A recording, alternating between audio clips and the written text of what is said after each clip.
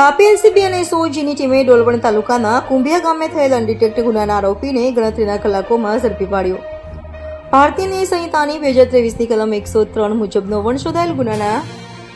ગુનાના આરોપીને તાપી જિલ્લા એલસીબી અને એસઓજીની ટીમે ગણતરીના કલાકોમાં શોધી કાઢી આરોપીને જેલના સળિયા પાછળ ધકેલી દીધો છે. બનાવની વિગત એવી છે કે આરોપીના ઘરની સામે રહેતા કુટુંબી કાકા નામે રમેશ ચિમન ચૌધરી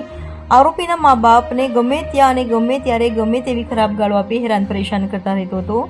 રમેશ ચિમનનું ગાળો આપવાનું કારણ એ હતું કે આરોપી નામે કૌશિક ગણેશ ચૌધરી અગાઉ આરોપીના ઘરની બાજુમાં રહેલ આંબલીના ઝાડની ડાળી કાપી કાઢેલ હતી, જે ડાળી મરણ જનાર રમેશ ચિમન ચૌધરીના ઘર પર પડતા મરણ જનાર રમેશ ચૌધરીના ઘરના નળિયાઓ ફૂટી ગયેલા હતા, જેથી કરીને મરણ જનાર કાયમ આરોપીના મા બાપને ગાળો આપતા રહેતા હતા અને કાયમનું રામાયણ હોય એવું માની આરોપી કૌશિક ગણેશે તારીખ 23/3/2025ના રોજ રાત્રિના સમયે રસ્તાની બાજુમાં હાથમાં એક લાકડું દંડો લઈ મરણ જનારની રાહ જોતો બેઠો હતો અને ત્યારે મરણ જનાર ઢોર માટે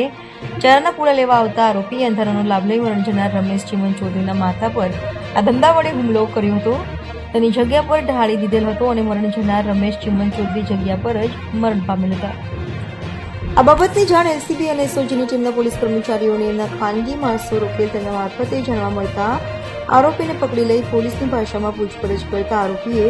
પોતાનો ગુનો કબૂલ કરી લીધેલ હતો અને આમ આરોપી કૌશિક ગણેશ ચૌધરી ઉંમર 27 રહેવાસી કુંભિયા તાલુકો ડોણવલની ધરપકડ કરી વધુ તપાસ હાથ ધરેલ છે.